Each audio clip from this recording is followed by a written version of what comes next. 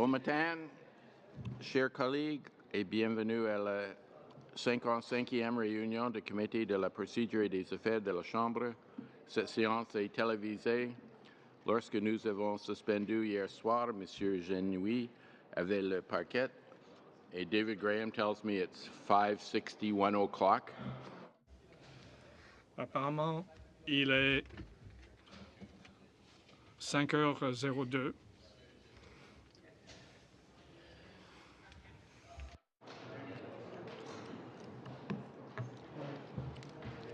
Un rappel au règlement, Monsieur le Président.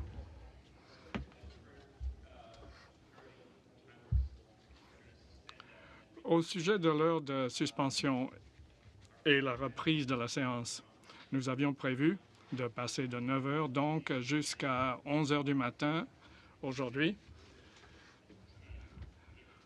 Et il était question de suspendre la séance un peu plus tôt à 10 heures. Si le C-33 passe à la Chambre, je pense qu'il faudrait d'abord savoir si nous avons reçu le C-33. À ma connaissance, le projet de loi C-33 n'est pas encore arrivé. Donc, nous allons probablement suspendre à 11 heures.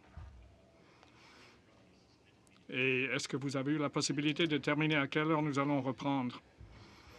Nous allons avoir la suspension. Donc, après que les Maple Leafs de Toronto ont gagné la Coupe Stanley, ou bien jusqu'à 9 heures, mardi, le 2 mai.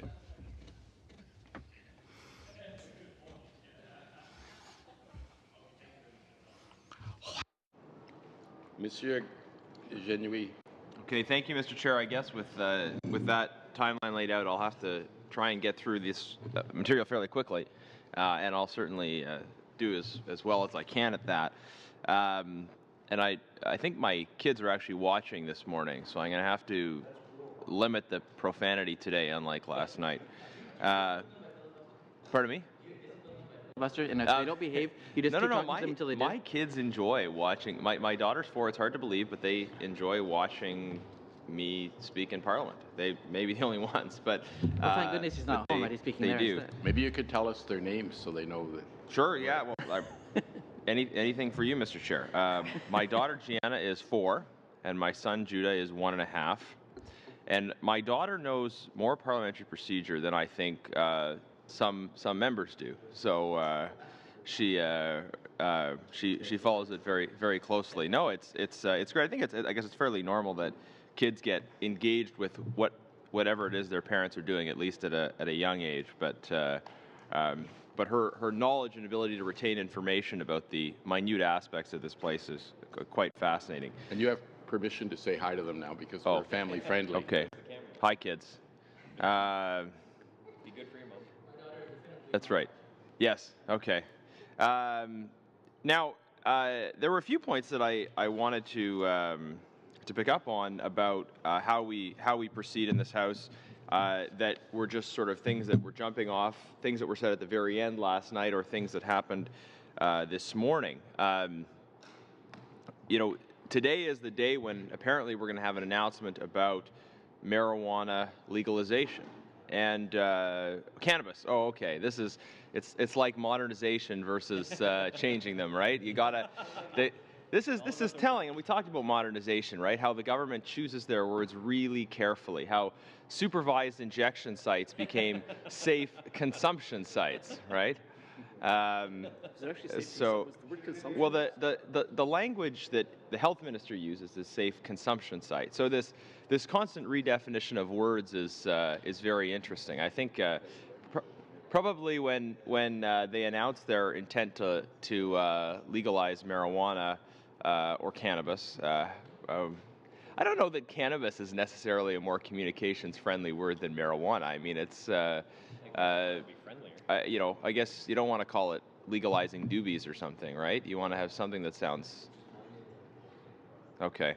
Well, but we actually already have a proposal for a standing order change that comes out of this. I don't know how formal, but I got an email this morning from the Trost campaign that says, "Will Trudeau require drug tests for members of Parliament?" And so I'm sure this will have a very high open rate. And some relevance, please. Well, that does have a relationship to the standing orders, right? And possible changes that may come to the standing orders as a result of things that are happening. Point of order. But you know, this. I'm sorry, Mr. Chair, just sorry, get everybody's permission, okay?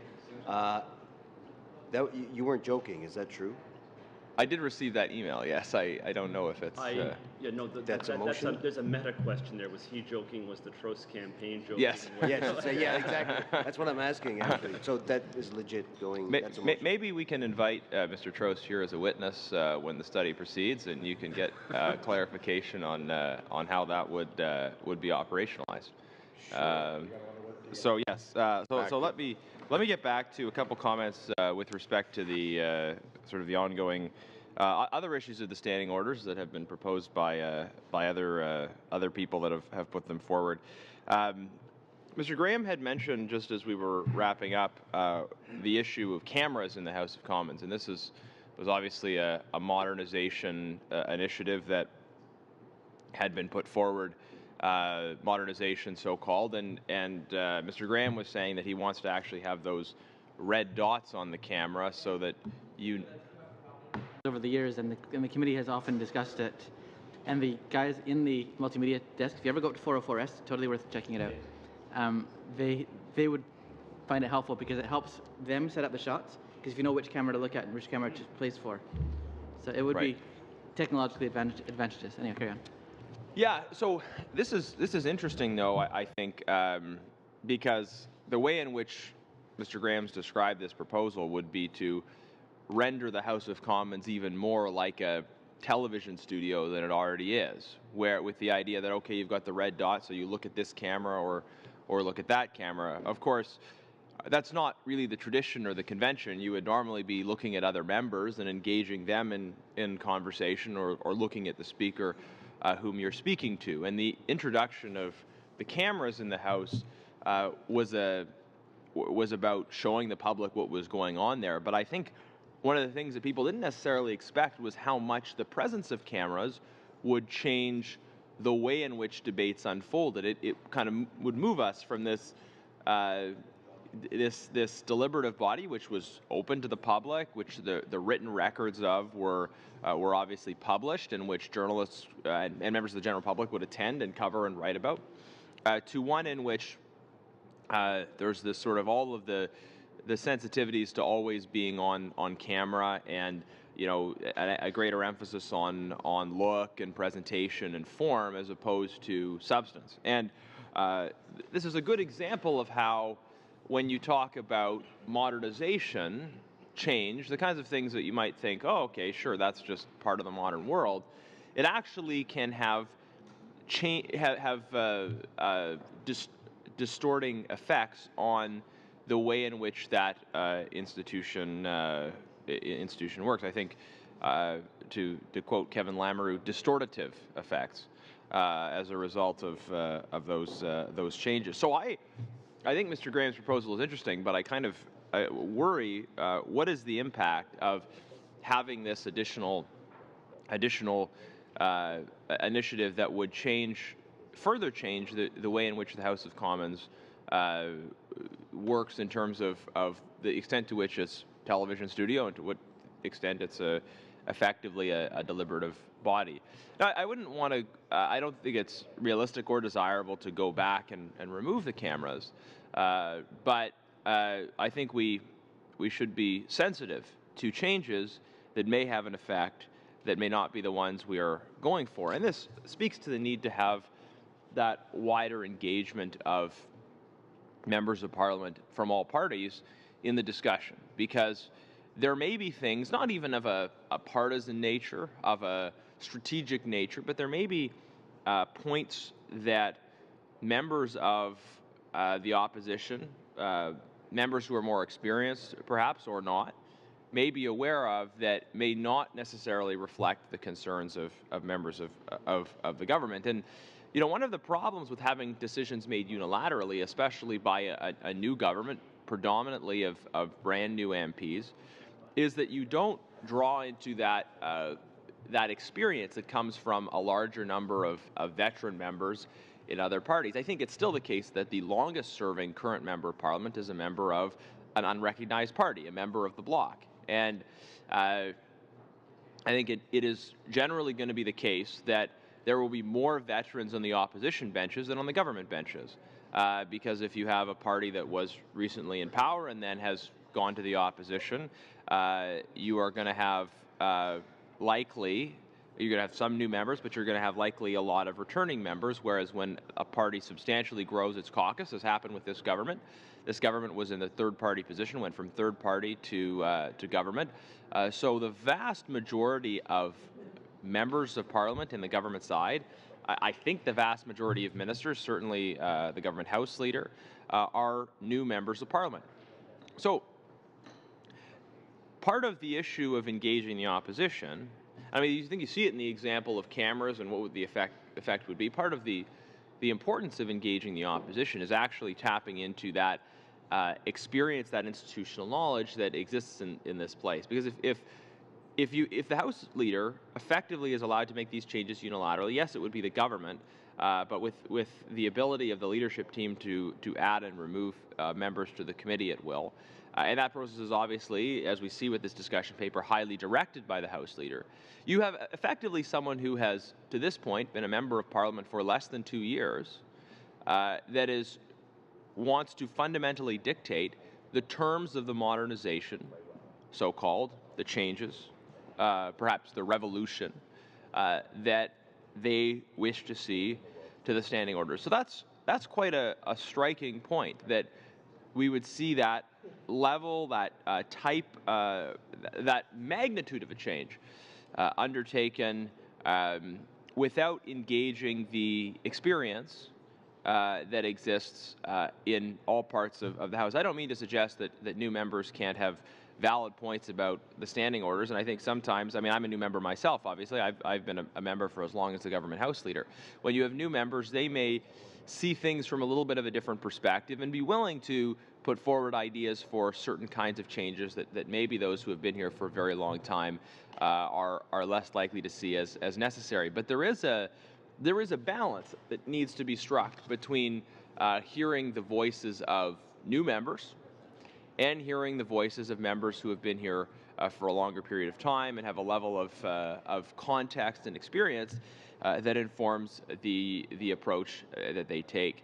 And it's that balance that is achieved by this amendment. It is an amendment that speaks to, yes, the question of balance between government and opposition, but I would argue to a range of different kinds of balances that need to exist in the deliberative process that's unfolding.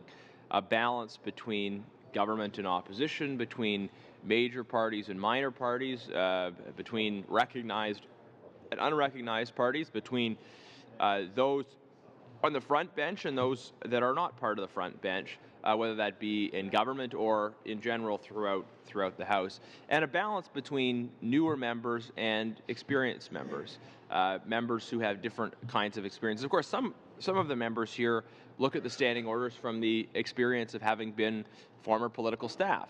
And I was a political staffer at one time, and of course you do see the standing orders in a little bit of a different way when you were navigating them. In my case, I was involved in a number of different positions with different aspects of the standing orders. In one case, question period preparation. In another case, working with parliamentary committees. And there are obviously things about the mechanisms of this House that staff experience that may actually be less part of the reality of members of Parliament, because we do very often rely on our staff to support us when we have specific questions to ask, or when there are specific kinds of motions that might need to be brought forward in that context. So it's about, I think, the multiplicity of voices that we can ensure are engaged if we have the widest number of voices included, different kinds of experience. We have members that will have been former political staffers. We have members that look at this place with a relatively fresh set of eyes. You might have people that look at the standing orders from the perspective of operating procedures that they've seen in private sector workplaces and say, in terms of processes that we follow, in terms of hours, in terms of sitting processes and balance of work. How does this play square with the way things operate in private sector? Perhaps we do have members. I know Mr. Christopherson is one of them who came to this place from other legislatures who have experience at the provincial level. In some cases, we have people that are involved at the municipal level, and the kind of perspective they bring to a discussion of the standing orders is going to be different still. It's going to be informed by that experience that they had as part of a different legislature. So it's all these different perspectives, these variations in experience that do inform the way that members think about the kinds of questions that are in front of us. And it's important that we listen and engage those voices. I don't know if we have any members of parliament that were former senators. We certainly have senators who were former members of parliament. I know we've had people that have stepped back from the Senate to run to be members of parliament, but I don't know if we've ever had someone that has sort of gone that way. But that's another set of experiences that you draw on when you have the full range of voices involved. And the kind of study we could do at this committee on the basis of the amendment would be one in which we are assured that not only all of these different voices are heard formally, sort of that we have lots of different people that are able to speak, but then actually the discussion that members of parliament have after that is one that incorporates those voices in a substantive way, because you'd have members from all different parties that are part of that discussion and are represented in it. I think you almost necessarily will achieve a better outcome given that diversity that would come to the fore. Now, I think it is important, and one of the issues the discussion paper addresses, and one that I had mentioned before, but in a different context, of course, because this was before the Government's Budget Implementation Act, we have this issue of omnibus bills. And I have to say, I have a hard time understanding what the government's position is on omnibus bills, because the Prime Minister in question period yesterday was trying to kind of carve out this distinction between, okay, good omnibus bills and bad omnibus bills.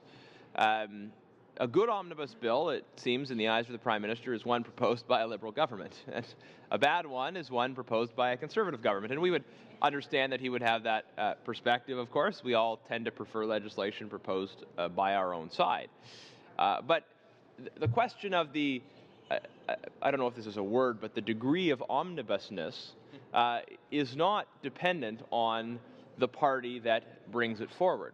And the discussion, some of the discussion in the media, the discussion in the discussion paper suggests that there's sort of a binary. It's either an omnibus bill or it's not an omnibus bill. The reality is we see many different kinds of bills that come before the House that deal with different kinds of provisions that do not necessarily have to be included on the same bill, but have some common thread to them.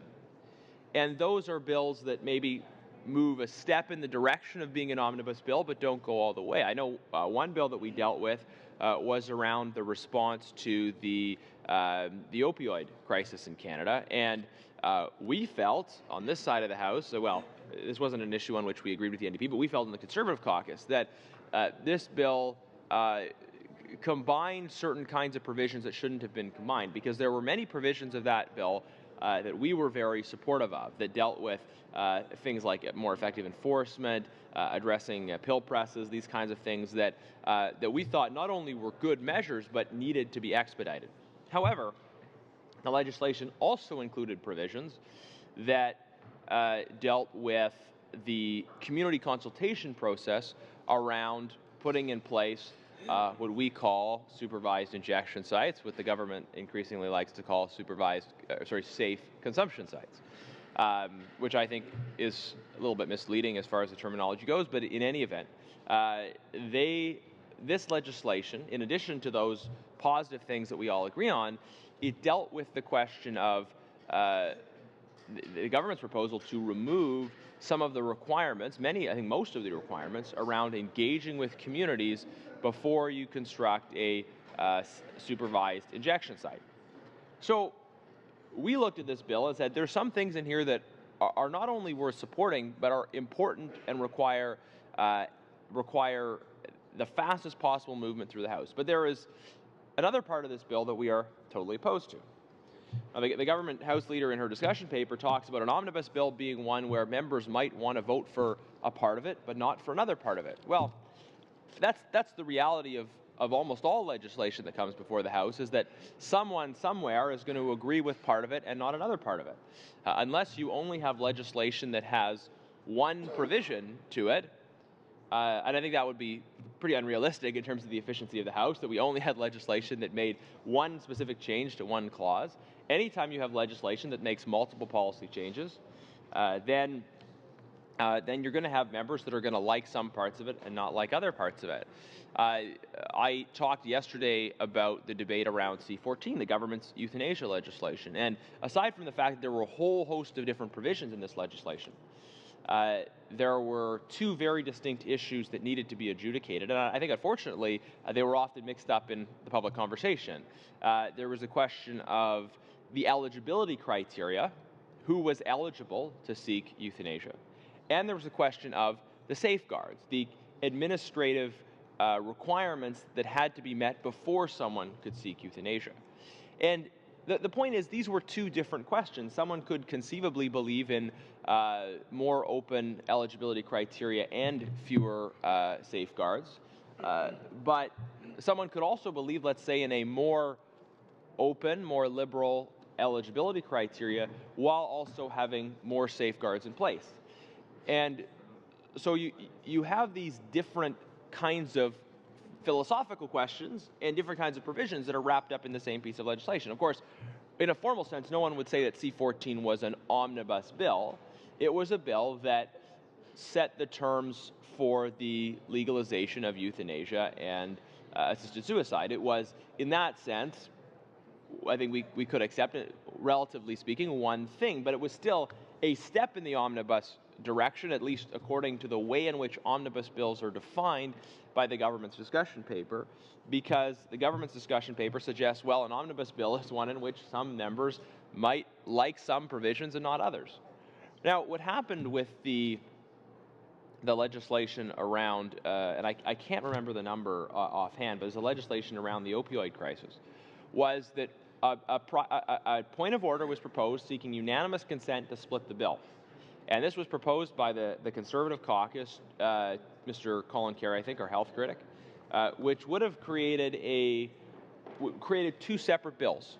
One of those bills would have dealt with the provisions we all agree on, and it would have immediately moved that bill along. It might well have brought it along to the end of third reading right at that point. Certainly, it took it all the way to committee. And on the other hand, separate off the controversial provisions. Now, the benefit of this approach would have been it wouldn't have slowed anything down. It would have sped up the process because it would have allowed for the immediate passage of the provisions on which we all agree. And those provisions could have started doing their work to have that positive impact, whereas the controversial provisions could continue to be debated. And this is particularly sensible when you consider the way the House and the Senate interact, right? If you have two separate bills and they both go to the Senate, and the Senate amends one of them and not the other, then only the bill that was amended has to come back to the House, while the other, if it passes in the Senate in the same form it did in the House, it goes on from there to receive royal assent. But if all of those provisions are wrapped up in the same bill, then all of those provisions have to come back to the House again. So in cases where the opposition is prepared to expedite certain provisions, as we saw with this particular bill, there was a substantial public interest in the government supporting the splitting of that bill, and yet they didn't. Unanimous consent was denied for that proposal. And so, I mean, this is telling about the government's actual views on bills that, if not in a full sense omnibus bills, have a component of omnibusness to them. That the government was not willing to, in a reasonable case like that, allow the splitting of a bill in a way that would have very much, I think, reflected the public interest and the timelines that the public wanted to see. That did not happen because of a refusal of request for unanimous consent, and that refusal, of course, coming from the government side. So this is telling about the approach being taken to omnibus bills already. But now, I think we have examples coming from this government of actual full-blown omnibus legislation. And you'd be very, very hard-pressed to identify a single credible philosophical distinction in terms of degree of omnibusness, let's say, between the kind of omnibus bills that the previous government brought in and the kind of omnibus bills that this government is bringing in. We have a Budget Implementation Act that, I've got my notes here on it, that changes over 20 statutes and runs at over 300 pages.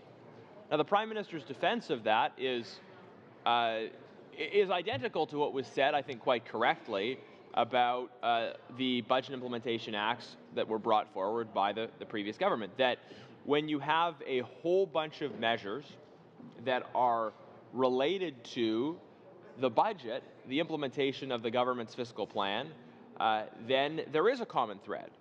These are not entirely unrelated elements, that they deal with the economic plan of the government.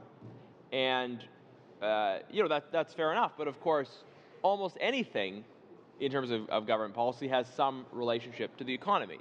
It likely relates to questions of social values as well. But almost anything has some relationship to the economy. Immigration has an impact on the economy. Social policy, drug policy, criminal justice. All of these things have some impact on the economy, or, at the very least, they involve questions of government expenditure. And that's true of every policy area. So if the government, when they said in an election that they were opposed to omnibus bills, and then they're redefining their opposition to say we will only, for us, the kind of omnibus bills we were opposed to are only those bills that have absolutely no plausible relationship to each other. I think that is a pretty substantial stretch in terms of what we were actually talking about with omnibus bills. I think we should, in good faith, look for ways to divide bills when we can, especially if there is a willingness of the opposition to expedite certain aspects of the bill that they agree with. But it's never going to be, and I think the government realizes this by now if they didn't already, it's never going to be an exact science in terms of what does and does not constitute an omnibus bill. And this is what raises some questions in terms of the proposal and discussion paper for the Speaker to split the bill. Because if you ask the Speaker to do something, the Speaker being a nonpartisan, in the context of that function, person within the House, you've got to give them a little bit of a criteria. On what basis would they decide to split a bill or not to split a bill? And if we can't actually even arrive at, through discussion here, clarity about what is a bad kind or an acceptable kind of an omnibus bill, then certainly we're putting the Speaker in effectively an almost impossible position. But what's clear with respect to omnibus legislation is the government's breaking a promise here. The government said they would get rid of omnibus legislation, and they are moving forward with something which is clearly in form, not in substance, of course, but in form, quite similar to what we saw from successive governments, actually, over our recent history. And, it's an important question how we should handle this question of budgets, budget implementation acts, because they're always going to deal with a variety of different kinds of measures. They're going to have to. If we want the government to bring forward a budget every year, and they should, then we're going to have to say that there's going to be lots of different policy areas covered in that budget. You couldn't have a budget that only talked about some things and not others. It would have to cover all of the things that are within the ambit of the activities of the federal government. So I think when it comes to omnibus legislation, when it comes to the questions of reform, I think we can look at other kinds of potential reforms that would provide the kind of scrutiny that I think the public and many members want to see of those documents without being unrealistic about what a budget kind of has to be. And one option is, it's interesting from the standing orders that the only substantive, kind of legislation on which a number of days is prescribed for debate in the standing orders is the budget itself. The budget is it's either 4 or 5 days that the budget has to be debated, and then after that, that's the end of the budget debate. So that is automatically put in place. And when you think of the breadth of measures that are covered in a budget, if you think about, the number of statutes that the government is going to change over the course of a year, it's likely, it seems, with the projector, that we have in place here. Sorry, I lost my train of thought there. With the number of days we have, with the record of this government with respect to standing orders and with respect to how they've unfolded, that we're likely to see more changes to statutes made through the Omnibus Budget Implementation Act than we'll actually see from changes to statutes in all of the rest of the bills that the government brings forward. So it's interesting that when we think about just how important that process is, that it requires, and yet we limit it to, and I can't remember exactly whether it's 4 or 5 days, but in any event, we are limiting it to a relatively small number of days when we're discussing changes to statutes that outweigh all of the changes to statutes that may well happen for the rest of the entire year. So maybe that's one of the standing order changes that we need to look at, is allocating more days to the discussion of the budget. Maybe that would address some of the concerns that members have around ensuring that there is proper scrutiny relative to relatively long budget documents that we're seeing. That would be one possible change. But another change that we might want to consider, and I think would be one that would be worthwhile for all members to deliberate and pronounce on from all parties, would be a process by which committees, all committees, or at least a larger number of committees, studied the budget. Because right now the process is the Finance Committee does pre-budget consultation. The Finance Committee looks at the Budget Implementation Act. We don't have provision for the same bill being referred to multiple committees. But what if we had all of the committees of the House, or at least most of the committees, do some degree of study? Yeah, sorry, Mr. Chair.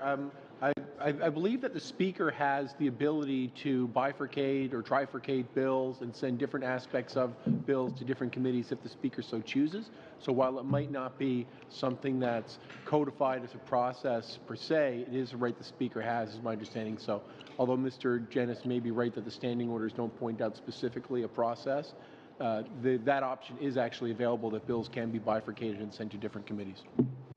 The answer to that? Okay, thank you for that comment. Okay. Mr. Jennings. But, Mr. Whalen, I don't actually think that's true, incidentally. I don't think I know that the standing orders proposes to give the Speaker the power to split bills. It does not, it's not in our present rules that the Speaker would split bills or decide which committee they're sent to. The decision to refer to a particular committee is actually made by the House in the context of a vote. It is moved and voted on that a particular bill be read a second time and referred to the standing committee on X, Y, or Z. And then it is referred by the standing committee, that particular standing committee, back to the House for further consideration. So that is the process by which these things unfold, and there's a proposal in the government House leaders discussion paper to change that process. My concern with the proposed changes are, if you give the authority to the Speaker, you have to give the Speaker some degree of clarity about the criteria on which that division takes place, and that might be clearer in terms of splitting a bill if we had governments that outside of the budget process just decided, hey, I'm going to propose an omnibus bill that deals with immigration and health and public safety and something else all in one bill. If we had that happen, outside of the budget process, then I think there'd be much more of a response from members and from the public saying, why are you doing this? These are clearly disparate policy areas. But actually the discussion around omnibus bills, I think, always has focused on budgets and budget implementation acts, which by their nature have to make a lot of different changes. So asking the Speaker to make that call about what the split would be raises some real questions. But given that we know that the issue isn't typically with omnibus bills being proposed outside of that process, I don't think we've really seen, other than the sort of semi-omnibus bills from the government that I've talked about that deal with somewhat different issues at the same time. Generally, the bigger bills that we're talking about are those budget bills. So we could build something into our process. The standing orders already have specific provisions around the way in which budget debates unfold. We could have specific provisions around referring every budget would go to every committee or a certain number of committees who would then be charged with studying the aspects of the budget that are relevant to those committees. And given the importance of the budget, it's not unreasonable that every committee would take 3 or 4 meetings. The Health Committee would look at what's in the budget for health and what's the significance of that. The Immigration Committee would look at what's in the budget with respect to immigration. The Justice Committee, the same, Foreign Affairs, and of course the Finance Committee as well. And perhaps you would require that the formal process of referral back to the House and so forth would occur through the Finance Committee, but that these other committees would be required to have a certain number of meetings and to report back within a certain number of sitting days after the passage of the budget of the second reading, be required to submit a report to the House with respect to the findings of that committee on the budget provisions. And that could happen outside of the actual formal process for legislative debate around the budget. But I think that would be one very effective way, not a panacea, not a sort of catch-all final solution in terms of the question of omnibus bills, but it would be one way of ensuring that budgets, given their importance, given the number of statutes that they change, get the relative degree of consideration that we would want to see from them. And I think it would go a long ways to actually addressing some of the concerns around this type of legislation. But it's worth noting that the government's justification for wanting to make these changes unilaterally without the engagement of the opposition is, well, we made a commitment in the context of the election to do certain things. Now, what in fact is the case is that the specific commitments that were made by the Liberal Party to Canadians during the election with respect to the standing orders dealt with Prime Minister's questions, and they dealt with omnibus bills. And those are changes that are entirely within the power of the government. They don't even require changes to the standing orders, as colleagues of mine have mentioned. But they also are things that there's a bit of a dissonance between what is being said and what the government has done. The Prime Minister started standing up after questions were asked, after every question. I think it was last week that he did that for the first time. But this is a year and a half into his mandate as Prime Minister. The Prime Minister could have started answering questions, sort of implemented that commitment right away had he been so inclined. It did not require changes to the standing orders. And the omnibus issue, of course, we are seeing omnibus bills from the government. And that, of course, happens in the context of a discussion of the budget. And there is a need that budgets address multiple issues. But there's a dissonance between the sort of tone and implication of the discussion paper and the reality we're seeing on the ground. I think what we would be concerned about is if this was just kind of window dressing to say, okay, well, we created provisions through which omnibus bills can be split, but it's done in such an ambiguous way that those provisions are actually never used. I mean, that would certainly not be a serious, good faith implementation of what was an election commitment. I did have people ask me about the question of omnibus bills, and I was always very clear that, I think there is a legitimate case in which you have different kinds of provisions in the same bill if they relate to the theme, if it's part of a budget and so forth, but there's also an illegitimate use of that procedure. But in an environment, obviously, where we sort of all have an interest in describing what we're doing as legitimate and what others are doing as not legitimate, it is difficult to come up with that objective test of what should be happening and what shouldn't happen in this respect. So I think having a provision for a study at a broader number of committees with respect to the budget would address some of those concerns. But of course, that would also have to happen in a context in which you didn't have time limits at committee or programming of committees. Because if you had programming of committees, that would, even in interaction with this proposed new procedure for handling budget or omnibus type of initiatives, that would really undercut what was supposed to be the intent of these provisions, which is to allow for meaningful study at committees. And as much as possible, it's so important that we preserve the ability of committees to be the masters of their own domain, and to yes, perhaps in response to direction of the House, to take a certain amount of time studying measures coming out of the budget, but also to be able to do further study, to go deeper into aspects of those provisions if they needed to. I suspect that if after the Budget Implementation Act a motion were to be moved at, pick a hypothetical example, the Health Committee, saying that there should be a study on the health implications of budget measures, the government would use their majority on that committee to say, well, we don't need to study this here because it's being studied at the Finance Committee. But of course, it's not practical or realistic for the Finance Committee to study all aspects of a budget. The budget itself is fairly long. I'm still not fully finished reading it, but I'm working my way through it. But the Budget Implementation Act is very long, and it deals with many different kinds of statutes.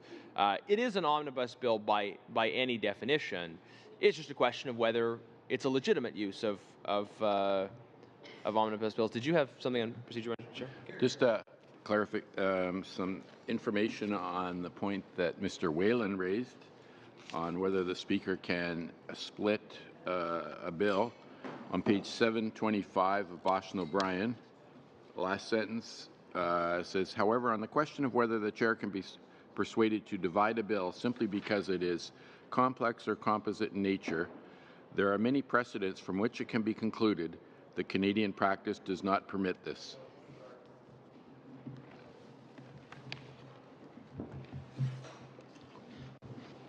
Mr. Genius. Thank you, Mr. Chair. And I think that's a good clarification in terms of what the rules say and what the changes are that are proposed in the context of these standing orders. Pardon me, in the context of the proposals that are coming out of the Government House Leader. The Government House Leader is looking for potential changes in terms of the degree to which the Speaker would be engaged, and it would be as was pointed out by you, Mr. Chair, a pretty substantial change to the way in which we conceive of the role of the Speaker. Up till now in our tradition, the Speaker has not been someone to police aspects of content. And that includes answers to questions. That includes questions of even accuracy. It's not a point of order if someone said something that isn't true. That's seen as a point of debate. And the same is true with regard to omnibus bills. It is not the way we conceive generally of the role of the Speaker to be evaluating and saying, okay, we agree with, substantively we think this is part of one theme and this is part of another theme. That would involve the Speaker taking a few additional steps down a road that thus far the Speaker has not gone down at all, which is to go into adjudicating the kind of content that is in front of him or her, I should say. Now, that said, I'd like to go on and touch on a number of other different themes here. Now, part of the question that we need to consider in the context of this amendment is the way the time of this committee is managed and the kinds of other questions that have to come before this committee. This is an extremely important committee, obviously. It's kind of the committee which studies all of those kinds of procedural and mechanical aspects of what's happening in the House. And the challenge for this committee can be, of course, that sometimes there are a lot of those different issues that are coming forward at the same time. So it creates a circumstance in which, there is a need for some conversation of multiple different issues, and the committee has to grapple with what terms of study, what schedule of study, and so forth allow for the committee to grapple with those different issues in the most effective way. These are the kinds of considerations that we have to think about in the context of this study and this amendment. Because we have I don't need to tell anybody this, we're having a fairly lengthy discussion here of committee business in the lead up to a prospective study. And it's important that we have this lengthy discussion because in the context of that, of course, we feel in the opposition, all opposition parties, including unrecognized parties, that we are fighting for the basic integrity of our democratic system insofar as we are fighting for the fact that changes to the basic rules of how Parliament works should not be made unilaterally. That's what we're fighting for, and it's important that we do, and we are going to continue to until there is a change in disposition from the government on these issues. But in the meantime, there are a range of other questions of pressing importance that I think need to be studied by this committee. There is a debate, I presume, going on as we speak. Okay, not quite, but I guess about to start in the House again with respect to a privilege question. And that's a major privilege question that as members have pointed out, it's happened a number of times that members of Parliament have been prevented from coming in to vote. And it's so important that we get that right because members are supposed to have unfettered access to the parliamentary precincts, and members didn't have, in certain cases, unfettered access to parliamentary precincts and were denied their right to vote as a result of it. So that was an important privilege question that was brought forward. It's being debated in the House right now. Actually, right now in the House we're debating a secondary privilege question and an amendment on that, which deals with, yes, the original privilege issue, but also the legitimacy of the government having adjourned the debate on a privilege question without a vote. These are critical issues because they deal with the basic rights of members of Parliament to be present, to vote, to represent their constituents. Rights which they need to have, and because of an error that took place, of whatever form, that members have not always had. So that's a potential problem. And this committee needs to study that question. And the motion put forward in this House with respect to that study was to ask that this be made a priority in terms of the committee study. And why is that important? Well, because the core of the job of a member of Parliament, we do lots of different things. We give speeches, we participate in studies, we consult with our constituents, we write letters. But the core of the job of a member of Parliament, the most important thing that we can do that people who are not members of Parliament cannot do is vote in the House of Commons. That is the core of the job. And when you have an issue of privilege where people are prevented from voting in the House of Commons, I think that's the kind of issue that should be a fundamental point of priority in terms of the discussion that happens at this committee, because it's up to this committee, right? It's up to PROC to evaluate those questions and adjudicate upon them.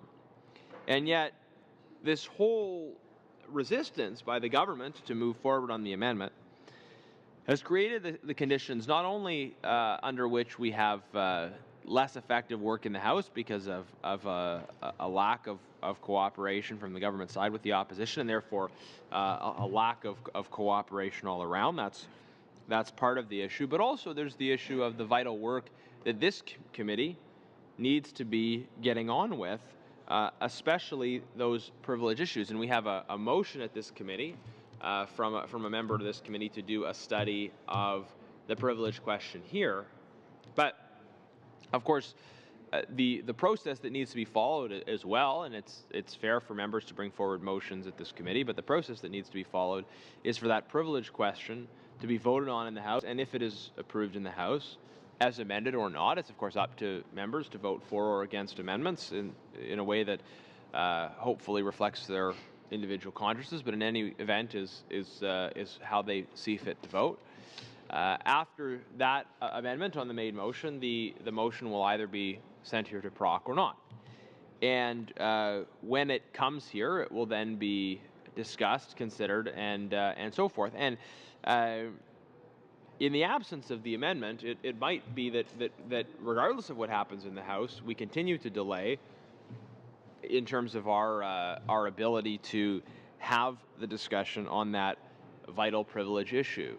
And so we're really missing that necessary opportunity to do the job that this committee is supposed to be doing in this respect if we don't come to a consensus that allows us to move forward. And the way of having that consensus in place, I think, is to have the passage of the amendment, which says that all parties will be engaged. And it achieves the objective that some members of the government have said they actually wanted all along. They want to have unanimity on a report. They just aren't, they're just not, for whatever reason, interested in passing the amendment. Well, if you want to have collaboration, if you want to have all voices represented in the process of that discussion, then just pass the amendment. In part because it's the right way of dealing with the standing orders, but also because it allows the committee to undertake and respond to these vital questions of privilege. The other thing that I think needs to be acknowledged about changes to the standing orders are, since no one here is advocating public referendum on the standing orders, there's not the same breakneck timeline with respect to these changes. We could well agree to a framework by which a study would take place, one that includes unanimity, and also agree that study could take place in the fall. And in the meantime, take this opportunity to move forward on these questions of privilege that the House is obviously very much seized with. And I haven't heard anybody say that these privilege questions aren't important. Members of the government have criticized the opposition sort of strangely for making this political, as if they've sort of forgotten where we are. But there's been no denial of the fact that yes, these are critically important questions that are dealt with in the context of a discussion of privilege. And that, since there's that recognition, I think we should move forward on this particular motion by supporting the amendment in a way that reflects that recognition, but then also we should move forward with those other studies that are critically needed.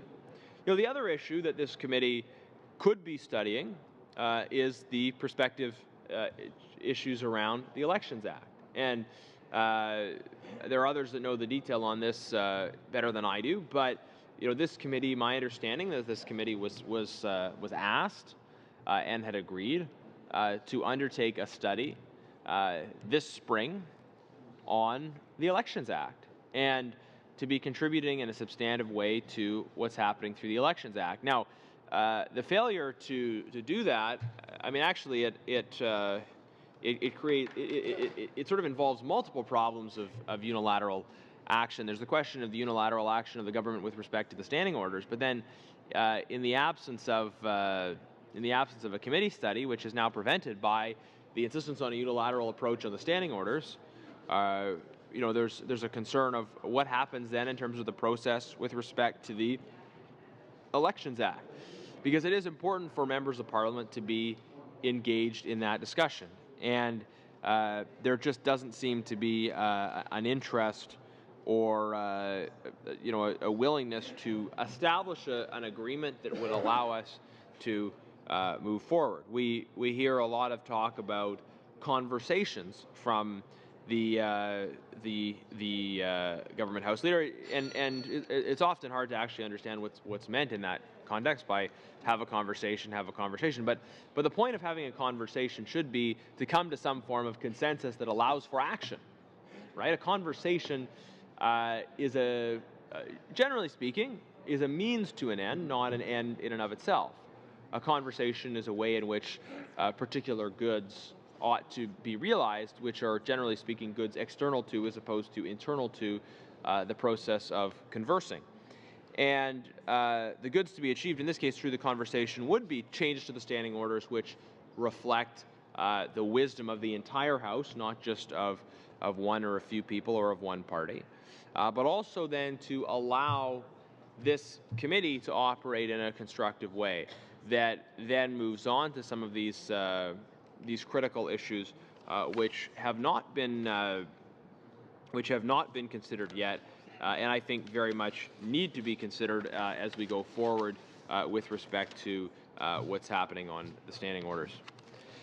Now, having talked about other aspects of committee business, I did want to return to the government House leader's discussion paper because I had an intervention a week and a half ago or so on this, and unfortunately, just because of the limitations of time, I didn't have a chance to speak to all aspects of the discussion paper. So I want to do that now, and then I want to talk about the Green response, the Green Party's discussion paper on changes to the standing orders, because I don't agree with all of it. I don't know if I even agree with most of it. I agree with some of it. But I think it's quite provocative. And I think it was Mr. Chan who had praised Ms. May for bringing forward that discussion paper. And I don't know, though, if the government would be praising it if they'd read it in detail, because it's very critical of the approach taken in the government discussion paper. It's actually, in many ways, it's much further away from the government even than we are as an opposition, as an official opposition party.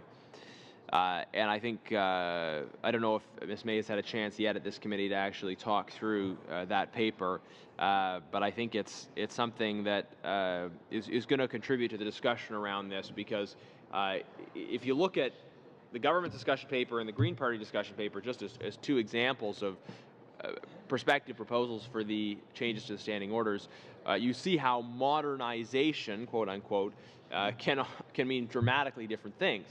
It can mean one kind of reform, the kind of enhancing of the power of the executive to expedite legislation, that kind of so-called reform. It can also mean, on the other side of the spectrum, a change that reduces the power of the centre and strengthens the ability of members of Parliament to be involved in the process. And I should say, it's not as if these approaches are mutually exclusive. There would be proposals that could both strengthen members of Parliament and strengthen the efficiency of the legislative process. And I think we should, in the context of a study that would include the framework established by the amendment, where there's a requirement that there be unanimity, involvement of all parties, I think we could look for those solutions which would actually achieve all of those objectives, that would increase efficiency without derogating from the important role of members of Parliament. And it is perhaps hard to know exactly what those would be, because I think you'd need to hear from experts talking about what the implications of different changes are.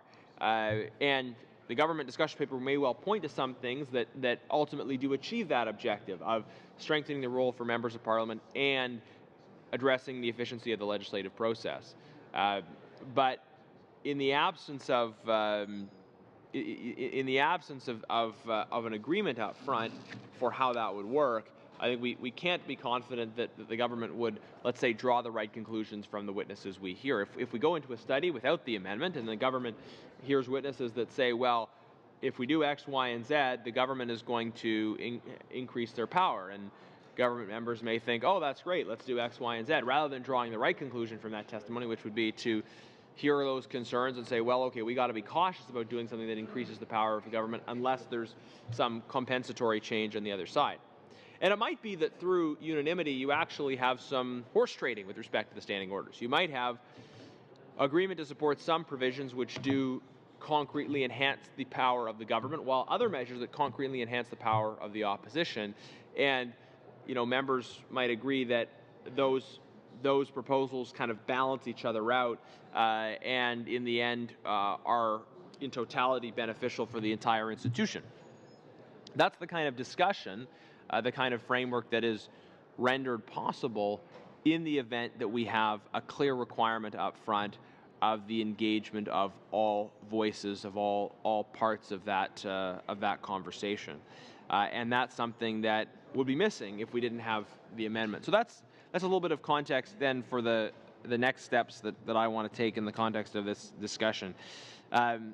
So for those following along at home, I'm on, where I left off before was on page 7 of the discussion paper under theme 3, where it speaks about the management of committees. And it's an interesting section in terms of it talks about the kinds of changes that could happen with respect to the structure of committees.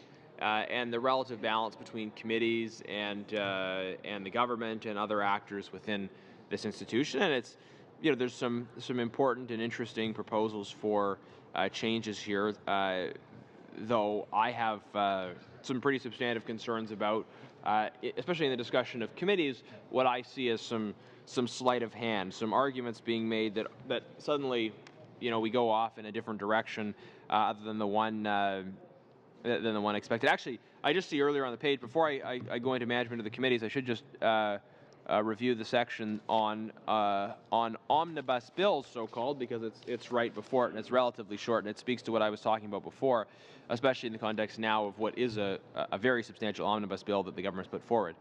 It says the government committed to end the improper use of omnibus legislation. I don't actually think that was what was in the Liberal platform. I think they said that they would get rid of omnibus legislation. Maybe there's members that can correct me on that, but we see these sort of subtle shifts in language that are sort of the road to a broken promise. You know, first we're going to get rid of omnibus legislation, and then, well, we're not getting rid of omnibus legislation, we're just getting rid of the improper use of omnibus legislation, which it seems to be, in their minds, when they say improper use of omnibus legislation, what they're meaning to say is the conservative use of omnibus legislation. I would say in both senses that omnibus legislation should be used conservatively, right, in both senses of the word. But in any event, the section continues, omnibus bills can be defined as a bill that contains separate and unrelated themes packed into one bill. Well, reading that definition, separate and unrelated themes packed into one bill, you know, an omnibus bill could be any bill because any bill contains distinct themes. But then, of course, if you consider the meaning of unrelated, well, then there's no such thing as an omnibus bill if a bill that contains unrelated themes, because all bills, all themes that we deal with in this place can be seen as having some relationship to each other. Is there a relationship between immigration and health? Yes, of course there is. Is there a relationship between criminal justice and finance? Yes, of course there is. Even disparate policy areas have relationships between the two of them. So this is a definition without a definition. Now, the section goes on. Members are then forced to vote for or against a bill that could have elements that members would support or oppose. That happens all the time. And basically the process that is normally followed is you look at the principle of a bill at second reading, and you would maybe vote for a bill at second reading, even if you have substantial objections to certain parts of it, because you think, well, those sections could be removed at committee. Mr. Blaney had a private member's bill that introduced mandatory minimums, higher mandatory minimums for drunk drivers, and also introduced mandatory screening so that basically police could ask anybody for a breathalyzer. There's no requirement to establish probable cause. Now, those are two very different kinds of provisions contained within not just the same bill, but actually contained within one private member's bill. And I was very supportive of that bill, and I encourage members to vote for it. Even if you are against mandatory minimums but like mandatory screening, you should vote for the bill so that you can support mandatory screening. And even if you're for mandatory minimums but against mandatory screening, you should support the bill as a way of showing support for mandatory minimums. And that makes sense at second reading, because then you're advancing that bill on to committee study. And then it's up to the committee to then wordsmith and decide which parts of the bill should move forward or not. Now, maybe that's a bill that could have been split, but of course, given the limits with private members' business, it makes sense for individual members who already have a very limited opportunity to bring forward legislation to try and deal with different elements of legislation in a similar format. My own private members' bill, C-350, which I just had a chance to table this week. It's a bill. In its entirety, it's a bill that was put forward for first reading by Irwin Cotler, a Liberal MP in the last Parliament, and it was seconded in this Parliament by Mr. Yashnevsky, the member for Etobicoke Centre. So it's good nonpartisan legislation. Now that bill, I wouldn't call it an omnibus bill, but it does include different elements within it. It includes sections on the, but all to deal with organ harvesting without consent. But it deals with Canadians who might go abroad to try and get an organ and how they establish consent for that organ when they come back. But it also deals with the inadmissibility of people to Canada who are involved in this kind of organ harvesting activity. So it deals with immigration in terms of admissibility to Canada. It deals with health because it deals with the kind of reporting structures that would be in place with respect to someone who's getting an organ. It deals with a question of criminal justice. It is fundamentally a justice bill because it deals with the criminal penalties that would be put in place for those that are involved in this terrible human rights violation involved in organ harvesting. That's my bill, C-350, and we already have, related to a similar theme, key elements of criminal justice, of health, and of immigration issues. And it might well be that members say that they, for whatever reason, don't like the inadmissibility provisions of it, but they are supportive of the requirement that Canadians get consent when they get an organ. Now, it would be well, I think members should support my bill in its entirety because it's really a great bill. But it might be that members like some parts of it and not others. But that doesn't make it an omnibus bill just because it deals with a number of different aspects of the same issue.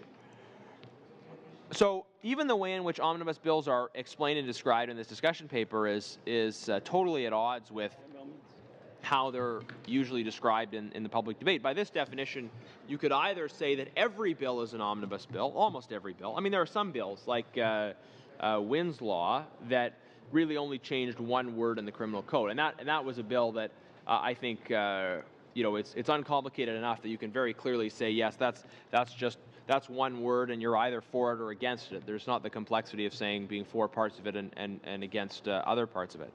What that bill did is it was about whether certain evidence would be brought forward about someone's past convictions in the context of a bail hearing. And the law now says that evidence may be brought forward, and the new provision would say that evidence shall be brought forward. And that's the kind of bill that that's probably on the sort of, if you were to come up with a scale of omnibusness, relative degree of omnibusness in a particular bill, that would be at the low end of the scale. But almost any other bill, including private members' bills, will touch on different elements. Some members choose to vote against bills even if they're fairly small or simple on the basis of the whereas clauses, incidentally, right? And my approach is to vote on the basis of the substantive provisions, not the whereas clauses, but we've had members that say, I cannot support that bill, not because of what's in the bill itself, but because of the affirmations that are contained in the whereas clauses, and the perception being that when you vote in favor of a bill which has certain whereas clauses, that you're kind of endorsing the ideas behind the whereas clauses. There are some members who take that approach, and and I don't, but even for very small, very simple legislation, If you are going to vote for or against it on the basis of whereas clauses, then definitely you find yourself in a situation where members are forced to vote for or against a bill that could have elements the member would support or oppose. Now, the discussion paper goes on with respect to omnibus bills. The only recourse for members who has been to seek to divide omnibus bills in committee, but these motions rarely come to a vote or are agreed to by way of unanimous consent. So, yeah, that's true. It is quite rare that there is division of bills, and there's potential issues with division of bills, obviously in terms of efficiency and also in terms of private members' business. And there's some bills that even if they deal with different kinds of provisions, they don't need to be divided. I don't think my bill needs to be divided into 5 or 6 bills just because it addresses a number of different aspects of the question of organ harvesting. I think it makes sense thematically together. It's still relatively short. It's a couple pages, not 300 pages like the Budget Implementation Act. But it does deal with different areas of policy and the interaction and relationship between those areas of policy. So the proposal here is that since the Clerk of the House has the power in Standing Order 39.2 to divide written questions, a similar approach could be used by the Speaker to divide omnibus bills. And I don't think this point has been made before, but that's quite a stretch to say that, well, because you can divide written questions, you can divide bills. Bills are not written questions. There's a very substantial difference. Of course, yes, members have a limit on the number of questions that they can have on the order papers. So having a division of written questions has some substantive effect. But the substantive policy implications, the importance and potential controversy around a decision of a speaker to divide a bill far outweighs the kind of concern that might be associated with dividing a order paper question. The scale of that, the size and scale of that is very, very different, and it's striking that there isn't an acknowledgement of that. Mr. Chair, I just wanted Mr. Reid? Using the Sims rule, in which people can intervene to create a kind of de facto back and forth debate. Yeah, go ahead. Go ahead. I just wanted to ask a question about this. I'm just trying to figure out whether there are any precedents that Mr. Genuis is aware of for giving the Speaker this kind of power. We have a number of other, of course, there are many other jurisdictions in the Commonwealth that have our parliamentary system. I'm not personally aware of any other examples, and but they may exist. And the problem I anticipate a speaker having, should he or she attempt to deal with this, presumably the speaker would not, I'm assuming the speaker would not, of his or her own volition and without encouragement from someone, say, I'm going to split this bill, I regard it as an omnibus bill. So the question... Sorry, I don't think you were here, but I read a thing out of Boston O'Brien that said, basically said Speaker can't split bills. In the present? That's under the present standing orders, right? Yeah. No, so what I was trying to figure out is if we were changing the standing orders, how we'd go about doing it. I mean, obviously you'd change the standing orders to give this power, but then the Speaker is confronted with the practical issue, and this is what I'm hoping to get Mr. Genuis's commentary on, number one, on what basis do I initiate it? He or she has to wait, I assume, until someone stands up in the House and says, I think this bill should be split. And then does the Speaker at that point say, okay, I'm going to come back with a prima facie, like they do with privilege points out, with a prima facie case that the bill needs splitting? Or I'm just not sure if Mr. Genuis is, or I see Mr. Sims is perked up and is paying attention.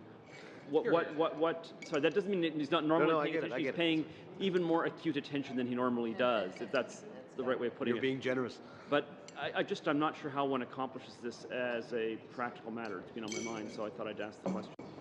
Mr. Sims? Yeah, just on that point, very interesting, because I've said, as part of the discussion paper, but Amna said first blush, when I read it, I thought about the splitting of bills and the discretion by the Speaker by doing that. And I think it was Mr. Reid brought it up. I think it was the first week we started this, the second or third Tuesday, as it were. And, when he brought it up, it piqued my interest because I thought he had a valid point. Like, how do you arbitrarily do this? Or, you know, do you wait for someone to rise in the House and say, I recommend that we split them this way? But there's one of the practices that we've done over the past while. Last night, someone, I think it was Ms. Bergen, cited the days of nonstop voting. I think it lasted for 2 days, if someone could help me. Was it 2.5 days? I think it started Wednesday and ended on Friday. 26 hours. Yeah, 20. Okay, so anyway, it was quite long, and all these amendments at report stage went through. And following that, the speaker had the practice of grouping together certain amendments that were similar in theme. This is more of a question. This is a comment, but would that be similar practice? I mean, what you're doing is you're engineering, you're looking at all these amendments, grouping them together at the discretion of the speaker at report stage for the sake of efficiency. Would splitting omnibus bills be the same sort of practice?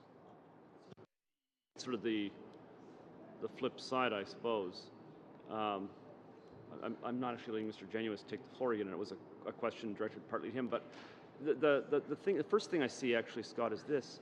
It's how the first thing that has to happen is that the speaker has to actually make a ruling of some sort that there actually is a bill that qualifies as being omnibus in some impermissible way, some way that goes, and I don't think the speaker, you can understand, if you were the speaker, you would not relish having to initiate this. You'd want to get some kind of sign from the Commons that it's appropriate. And so here's the next step is, in the context of a minority government, I can see how the Commons could, by a vote, indicate that to you. But in the context of a majority government, a government bill will always be found by the majority in the Commons to be acceptable, unless there's some kind of substantial breakdown. I don't know how to deal with that problem. The Speaker needs to get some kind of guidance. First of all, there's a problem. There's a bill here that is impermissibly omnibusian. Yeah. That's quite a. There's a Cirque du Soleil of it does get an interesting visual image, doesn't it? Yeah. But and then the secondary question is, having established that, how do you then divide it so that you don't get some kind of unintended consequence where, in the separating causes each of the two bills to be non-functional unless the other is also passed, that kind of thing. I don't know how you do the second part. That's more technically complex, but the first one is in principle problematic. How do you actually give the Speaker a power? The Speaker, as we all know, everybody here has at one point or another quoted the famous words of the Speaker to King Charles I, "I have not eyes to see nor mouth to speak, except," I'm not getting it quite right, "except as directed by the Commons, whose voice or instrument I am." Right. That the whole legitimacy of the Speaker comes from the fact that he's simply acting on the will of the Commons. In this case, how you convey that in the context of a majority government that's introduced an omnibus bill is something I just can't sort out. I'm sure that the election promise, and it's one of the two election promises that is absolutely clearly stated, we will change the standing orders to achieve this. And then I've had several weeks to think about this. How does one actually action this? If I were given the job, just draft this up. I actually don't know how I'd do it, and I'm trying to figure that out. Yeah, because, sorry, I see what you're saying, because in the beginning when I first read, I was focused on the process of untangling all the bits of an omnibus legislation, like how do you group it, how do you do that? That seems very complex. But now that we discuss it, it seems like that's probably the more, how do we say, it's the path that is obvious. What's less obvious, who triggers what? Who triggers that process? So in a majority government, as you say, I guess this is why maybe something has to be in the standing orders, by which you would have to give discretion to the Speaker if the Speaker finds that it is. In the same way as this, if we all vote, if the majority of the House say yes on second reading, that implies that we're accepting the general principles of the bill before it goes to committee. Right. The Speaker has the power that during committee, if that's fundamentally changed, if some of the driving principles behind this legislation have been changed, and it has been done, Speaker Milliken did it over back to work anti-scab legislation, I think it was. So it goes against the principles of the bill. Therefore, he rules it out of order. The amendments. You can't do that. You've already said you accept the bill in principle. Now you want to change the whole thing. That's right. We're outside the scope of the bill. It's outside the scope of the bill. So that gives the Speaker quite a bit of discretion right there. I guess I'm talking in circles, but it does. I'm trying to zero in on what triggers the separation of omnibus legislation. You're right about that, and that's probably the best analogy I can think of. Also, the thing about that, I actually came up against a version of this with the Fair Elections Act. I wanted to put something into it after it was already in committee, and was told that it would almost certainly be outside the scope of the bill, which I think would have resolved one of the most contentious issues associated with the bill. But that is so that prevents a bill that is not an omnibus bill from being turned into an omnibus bill in committee, and you can see that that prevents us from doing what the American Congress does, where you get these riders that attach. So by the time a bill on healthcare goes through, it's also building a military base in North Dakota, which was the price of getting the North Dakota senator on board, and it's also making some change to heaven knows what, a hydro dam in some other state. And anyway, this prevents, thank goodness, that from happening here. But I don't know, there's just that question, how does the Speaker gauge the will of the House in the context where the ministry has already put something forward saying, we say this is acceptable, this whatever the omnibus rules are, we regard this as being sufficiently coherent. We had a version of that debate yesterday. I asked the Prime Minister about the budget. I asserted it's got at least features of an omnibus bill. I actually channeled Gilbert and Sullivan and said it is the very model of a modern major omnibus, but he disagreed with that assessment. He said, no, everything is linked together. There's a budgetary reason that makes, there's a financial component to everything that makes it justifiable. There you go. We've got two interpretations. I don't think the Speaker would want to say, all right, here I go off to decide whether this is true. And if it is got add-ons, what the add-ons are that should be sliced off. No Speaker would want to do that on his own. He'd want to get guidance, and how we figure out guidance, how we sort of step outside the simple, the Liberals will say this, the Conservatives will say that, is something I haven't resolved. I don't see how one does that.